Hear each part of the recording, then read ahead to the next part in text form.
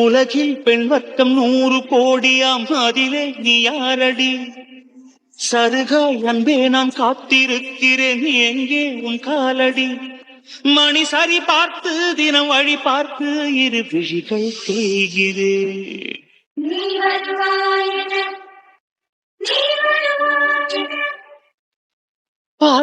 காயு propose பண்ணுவாளா மாட்டாளான்னு இருந்து நமக்கு propose பண்ணிட்டா. சரி, அவங்க வீட்டில் பொண்ணை கேட்டு போனாலும் சம்மதிப்பாங்கன்னு பார்த்தா இப்படி இன்சல்ட் பண்ணி அனுப்பிட்டாங்களே. இனி எப்படி போய் பேசுறதுக்கு, எந்த முகத்தை வச்சு பேசுறது? சரி, வீட்டில் இருக்கிறதாவது பெரிய மனுஷங்க நல்லவங்களா இருந்தால் அவங்கள கூட்டாவது பேசலாம். அது எப்படா இந்த சுகம் நம்ம தலையில கட்டி வைக்கலான்னு அந்த பிளான்ல அது அடைஞ்சிட்டு இருக்கு. இப்படியே விட்டா ராத்திரி தூக்க கலக்கத்துல இருந்து தாலியை கட்டான்னு நம்ம கையில கொடுத்தாலும் கொடுத்துருவாங்க. இதுவரை நம்பவே கூடாது. ஏற்கனவே நம்ம அம்மாவை கொண்டவங்க தானே. என்ன பண்ணலாம்? இதுக்கு ஒரு சொல்யூஷன் காயு தான் தரணும். கண்டிப்பா நம்ம எடுக்கிற முடிவு சரியா வருமானு எனக்கு தெரியல. ஆனா காயத்திட்ட ஒரு முடிவு கேட்போம். இந்த மனசுல என்ன ஓடுதுன்னா, அவங்க வீட்டுல சம்மதிக்கிற மாதிரி தெரியல. அவங்க அம்மா அப்பா என்னவோ நல்லவங்களா தான் இருக்காங்க. ஆனா அவங்க அண்ணி ஃபுல் பிரெயின் வாஷ். அதனால இப்போதைக்கு அவங்க வீட்டில் சம்மதிக்க மாட்டாங்க. சரி, நம்ம வீட்டில் சம்மதிக்கும்னு பார்த்தா ஏற்றுக்கவே மாட்டாங்க காயத்ரியை. அதுக்கப்புறம்லாம் பேசுறது சம காயும் நம்மளும் போய் ரெஜிஸ்டர் மேரேஜ் பண்ணிட்டா என்ன? அதுக்கப்புறம் அவங்கள்ட்ட பேசிக்கலாம். அப்புறம் சம்மதிச்சு தானே ஆகணும்.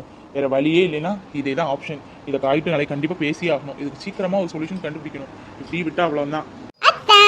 இந்த ஹாஃப் சைட்ல நான் எப்படி இருக்கேன்? சூப்பரா இருக்கேன்ல? அப்படியே த்ரிஷா மாதிரி இருக்கேன்ல?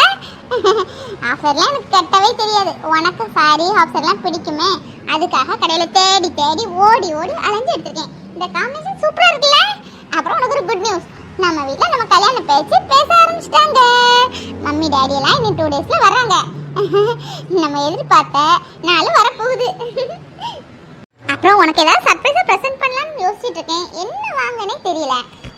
அதனால சர்ப்ரைஸ் பிளான விட்டுட்டேன். ஆனா உனக்கு ஏதாவது வாங்கி தரணும். லைஃப்லாம் நீ என்ன யோசிச்சுட்டே இருக்க மாதிரி. ரிங் வாங்கி கொடுக்கலாமா, செயின் வாங்கி கொடுக்கலாமா, இல்ல கை செயின் வாங்கி கொடுக்கலாமா, இல்ல கார் வாங்கி கொடுக்கலாமா, என் திங்கிங் ஓடிட்டே இருக்கு. உனக்கு என்ன வேணும், என்ன பிடிக்கும் சொல்லு. உனக்கு என்ன பிடிக்குன்னே என்னால் சஜஸ்ட் பண்ண முடியல. சாப்பாடுல சாம்பார் பிடிக்கும்னு தெரியும், மற்றபடி உன்னை யோசிக்கவே எனக்கு முடியல. இப்படி நான் அப்படி சொல்லுவேன், அப்படின்னா இப்படி சொல்வேன். அதனால நீயே சொல்லு, உனக்கு என்ன வேணும்? கார் வேணுமா, பைக் வேணுமா, இல்லை செயின், மோதிரம், பிரைஸ்லெட்டு, ஏதாவது. என்னோட மெமரிஸ் உன் கையில் எப்பவுமே இருக்கணும்.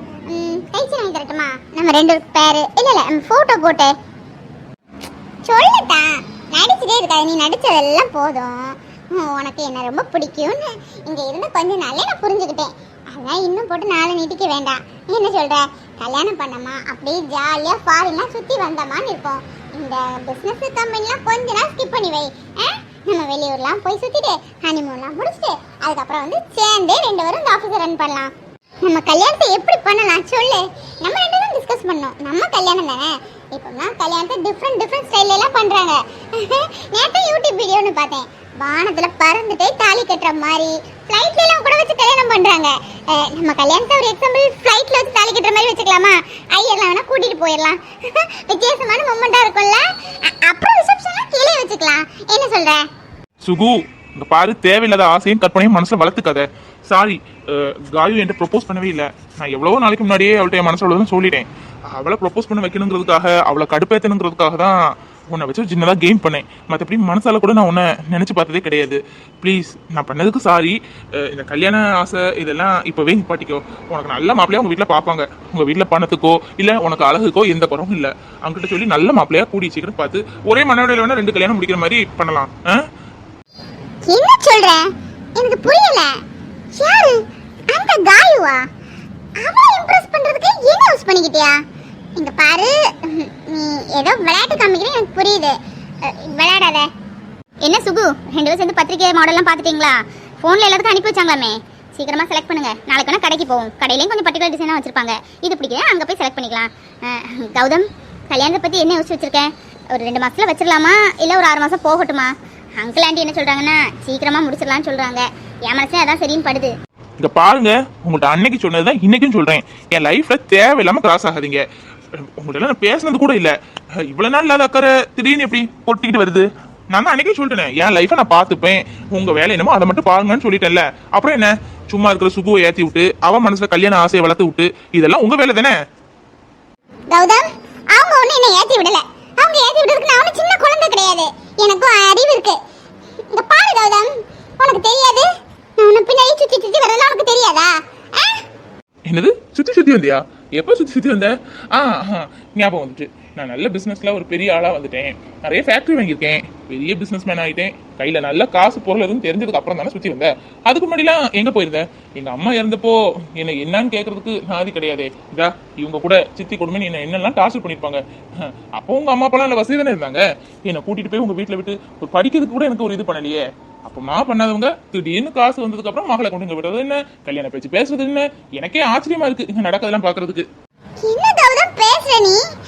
பின்னாடி சுத்தி வந்தது உன்னை விரும்பினது எல்லாம் வெறும் பணத்துக்கு நினைச்சுக்கிட்டே என்ன? நான் என்ன பணத்தாசை பிடிச்சவளா? ஏய் இங்க பாரு, நீ பணத்தாசை பிடிச்சவளா பிடிக்காதவளா அதெல்லாம் எனக்கு தெரியாது. என் மனசுல நீ இல்ல. தயவு செஞ்சு இன்னோட இந்த வீட்டை காலி பண்ணி உங்க வீட்டுக்கு போய் சேரு. என் மனசுல நீ இல்ல. எனக்கு காயத்ரி தான் ரொம்ப பிடிச்சிருக்கு. காயத்ரி வீட்டுல பேசியாச்சு. கூடிய சீக்கிரம் எனக்கும் காய்க்கும் கல்யாணம் இருக்கும். கல்யாணத்துக்கு இன்விடேஷன் அனுப்புறேன். முடிஞ்சா வந்து சேரு. கௌதம் நினைச்சு சுகு போத்தி ஆபீஸ்ல வேலை பார்த்துட்டு இருக்கல மேனா மினிக்கி நல்ல மினிக்கிட்டு வந்து நிப்பாளே. இவ்வளவு நாள் ஆச்சு ஆபீஸ்ல ஒரு ஸ்டாஃபும் வீட்டுக்கு வந்ததே கிடையாது. இவ வேலையில ஜாயின் பண்ண நாள்ல இருந்து இன்ன வரைக்கும் வீட்டுக்கு வரதில்ல. பெட்ரூம் வர போவா இருந்து அழகா புருஷன் முன்னாடி இந்த மாதிரிலாம் பேசியிருக்காங்க. இவன் கூட என்ன ஒருத்தர் காஃபி கொண்டுட்டு வா டீயை கொண்டுட்டு வான்னு ஃபோன் பண்ணி சொல்லி அப்பவும் நான் மேலே கொண்டுட்டு போனேன். அந்த பொண்ணே சத்தம் போட்டேன், இங்க பாரு நீ வேலை பாக்குற எதுனாலும் ஆஃபீஸ் ஓடி வச்சுக்கோ, வீட்டுக்குலாம் வர வேலை வச்சுக்கிறாத அப்படின்னு சொல்லி சத்தம் போட்டதுக்கு அப்புறம் தான் இங்க வரதே இல்லை. இப்பதான் புரியுது. நான் நினைச்சேன் சரி இங்க பாரு சுகு, உன் இடத்த எதுக்காகவும் யாருக்காகவும் விட்டு கொடுக்காத. எங்கேயோ ரோட்ல கிடக்க வந்து இந்த ஜமீன் நம்ம ஆள போறாளா? விடவே கூடாது.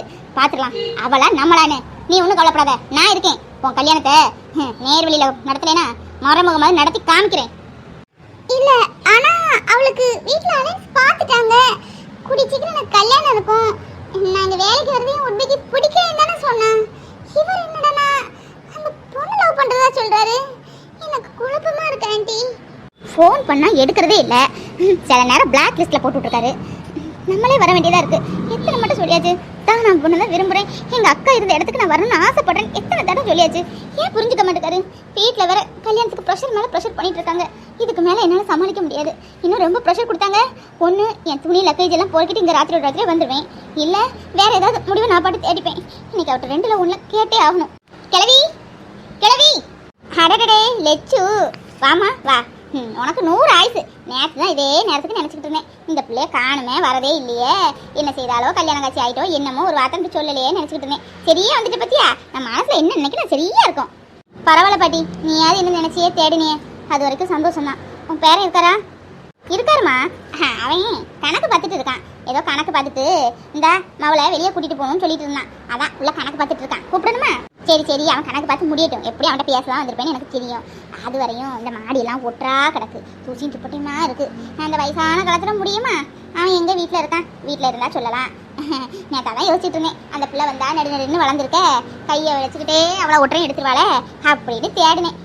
வா மேலே போய் ஒற்றை எடுத்துட்டு வருவோம். ஒட்டை அடிக்கதான் என்ன தேனியா? நானும் பார்க்கலையே, ஒரு அன்பு பாசத்துல தேனியன்னு நினைச்சேன். அதானே பேரனுக்கே என் மேல பாசம் இல்ல, அப்புறம் உனக்கு பாசம் வர்றதுக்கு என்ன? நான் இந்த வீட்டு வேலைக்காரியா? வேலைக்காரியான்னு கேக்குறேன். ஒட்டை அடிக்கணுமா? ஒட்டை அடியே எதுக்குடி கோபப்படுத? வந்தது வராந்ததுமா இரி மாறு தாரேன். குடிச்சா கோவம்னா தன்னால தெளியும். உக்காரு. ஒன்றும் தேவையில்லை. உன்னை எனக்கு என்ன சொன்னா பிறநாள் காலையில் வந்து எழுப்பும் போது பேரனை எனக்கு கல்யாணம் பண்ணி வைக்கணும், என் வீட்டில் வந்து பேசு அப்படின்னு சொன்னா இல்லையா? வாய் திறக்காம இருக்கேன். அவரை கடைசி வரை கல்யாணம் பண்ணாம இப்படியே கட்ட பிரம்மச்சாரியா இருக்குன்னு நினைச்சிட்டு இருக்கியா? அடியே நான் என்ன செய்ய? கேட்க தான் செய்தேன். கல்யாணாலே வேணாம் வேணாங்க. இப்போ அந்த பக்கத்து தெருவில் ஒரு பிள்ளை அவா இருந்து அந்த பிள்ளைக்கும் கல்யாணம் ஆகி ஏதோ வாழ்க்கை இதாகி போச்சான். சரி அந்த பிள்ளைய பேசி முடிப்போம் அப்படின்ட்டு பார்த்தா எனக்கு கல்யாணமே வேண்டாம், அதை பற்றி பேசுறவே செய்யாதுட்டு ஏன்டா இருந்துதான். நான் என்ன செய்ய? என்னது பக்கத்து தெருவில் பொண்ணை கேட்டியா? பொண்ணு நான் ஒருத்தி இருக்கும்போது பக்கத்து தெருவில் ஏது தெருவில் எப்படி கேட்குறேன்? ஏன் வீட்டுக்கு தான் பொண்ணை கேட்க வர சொன்னேன்? அடியே நீ படிச்ச பிள்ளைடி, சின்ன பிள்ளைங்க. உனக்கு அது இல்லாமல் வீட்டில் கவர்மெண்ட் வேலையில மாப்பிள்ளை பார்த்துருக்காங்களாம், கையில் ரொக்கம் கொடுக்காங்களாம், நகை போடுதாகலாம், கார்விங் கொடுக்காங்களாம், வீடு கூட கேட்டாங்களாமே. அன்னைக்கு ஏதோ பழைய வீடு இடங்கள்லாம் கடந்து கூட கொடுக்க வந்தானாமே. அப்படி பார்த்துருக்கும் போது இந்த இவனுக்கு கொடுப்பாரா அவன் வீட்டில்? என்னத்துக்கு கேட்டுக்கிட்டு சண்டையை போட்டு இருக்கிறதுக்கு? நல்லபடியா இதாயி சாரா குட்டி என்னடி தங்கம்? என்ன பைக்கில் ட்ரூட்ரு போகணுமா? இருந்துக்க அப்பா இப்போ வாரேன். கணக்கு பார்த்து முடிச்சுட்டேன். ஆமாம் இன்னும் ஒரு நோட்டை எழுதி வச்சிருக்கேன். ஒரு ஆளுக்கு ஆசை கொடுக்கணும். என்ன ஏதுன்னு பார்த்துட்டு கிளம்பிடும். என்ன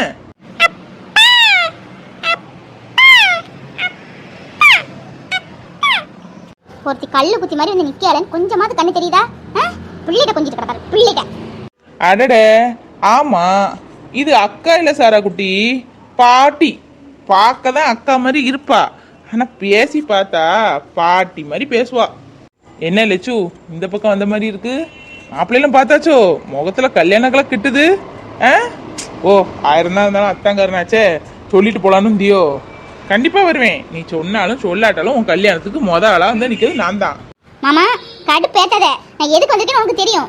எனக்கு கொஞ்சம் தனியா பேசணும். அட கழுத, ஊர்ல இருந்து பஸ் ஏறி தனியா பேசுறதுக்கு வந்த?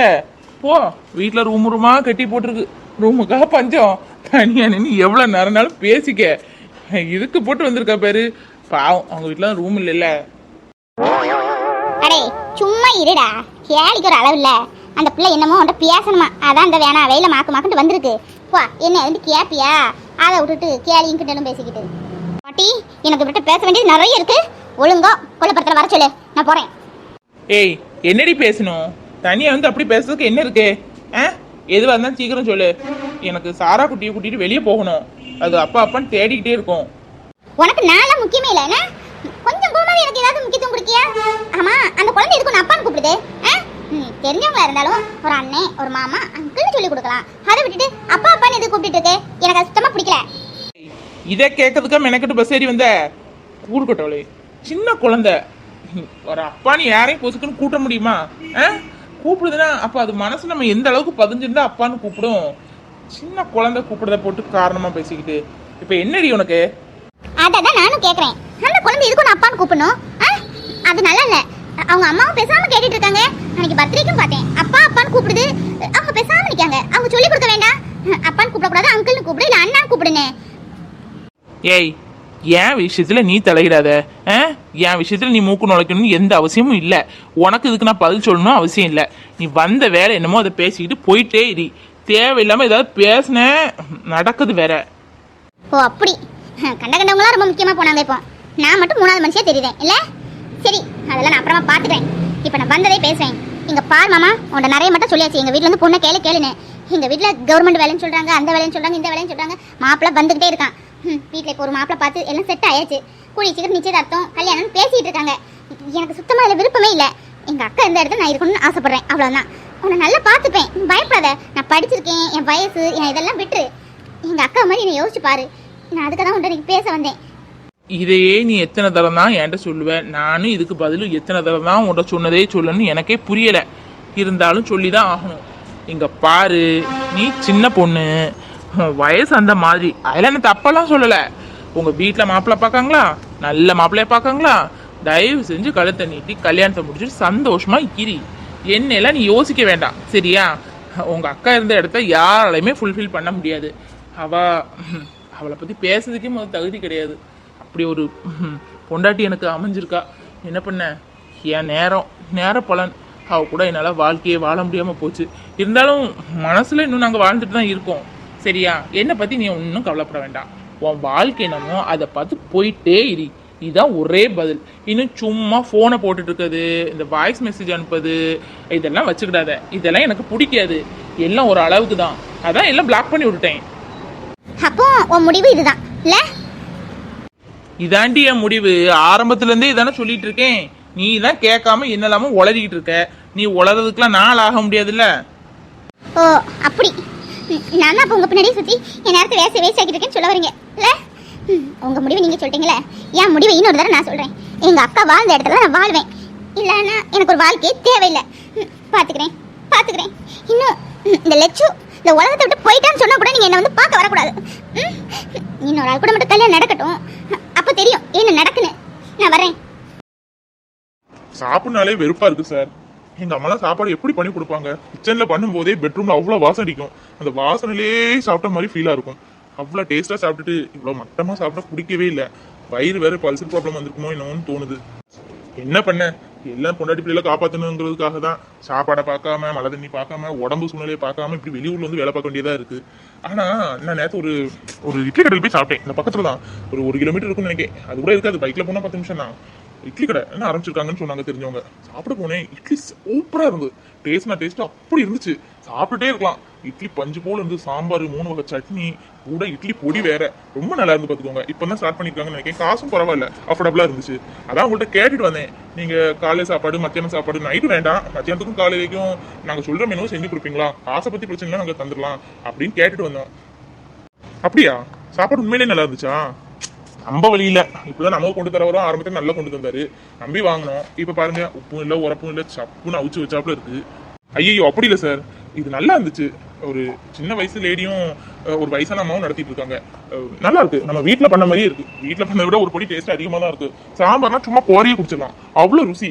அவ்வளோ இடிச்சே வச்சிருக்காங்க, கடையில் வாங்குற பேக்கெட்லாம் போடாம கிராமம்ல இடிச்சு எடுத்து உரல போட்டு பக்குவமா சூப்பராக பண்ணியிருக்காங்க. கேட்டுட்டு வந்தேன், ஃபோன் நம்பர் எதுவும் இல்லைன்னு சொன்னாங்க. நீங்க சரின்னு சொன்னீங்கன்னா நான் அங்க போய் சொல்லிட்டு வந்துடலாம். உங்களுக்கும் சாப்பாடு தேவை இருக்கு, எனக்கும் தேவை இருக்கு. எனக்கு இதெல்லாம் சாப்பிட்டு பிடிக்கவே மாட்டேங்குது சார். வேற கூட 2-3 ஸ்டாஃபும் வேணும்னு சொன்னாங்க. அப்ப 5 சாப்பாடா நம்ம டெய்லி காலையிலையும் மத்தியானம் சொல்லிட்டோம்னு வைங்களேன், மெனு கொடுத்தா சாப்பாடு வந்துடும். அப்ப நமக்கு அந்த சாப்பாடு பிரச்சனை முடிஞ்சிடும் பார்த்தீங்களா? அது மாதிரி ரேட்டும் ரொம்ப ஒன்றும் கூண்ண மாதிரி இல்லை. ஒரு இட்லி 4 ரூபா தான். அப்படியா? கான்டாக்ட் நம்பர் இல்லையோ? இப்போ ஓகே தான் சார். சார் அப்போ ஒன்று பண்ணுங்க, தப்பா எடுத்துக்காதீங்க, நீங்க நல்லா தான் சொல்லுவீங்க, இருந்தாலும் எனக்கு சாப்பிட்டு பட்டா ஒரு திருப்தியா இருக்கும்ல. நீங்க நாளைக்கு காலையில் இட்லி சாப்பிட்டு போங்க, போயிட்டு எனக்கும் 3 இட்லி வாங்கிட்டு வாங்க. சாப்பிட்டு பார்த்துட்டு ஓகே இருந்தா நம்ம ஈவினிங் போய் ஆர்டரே கொடுத்துடலாம். அடுத்த நாள் வந்து ரெகுலரா காலையிலேயே மத்தியானம் சாப்பாடு கொண்டு வந்துருங்க அப்படின்னு ஃபர்ஸ்ட் காசு வேணா கொடுத்துடலாம். சரிங்க சார். ஆமா, உங்களுக்கும் டேஸ்ட் இருக்கும், எனக்கும் டேஸ்ட் இருக்கும். ஆனா இது குறையெல்லாம் சொல்ல முடியாது, டாப்பா இருக்கு.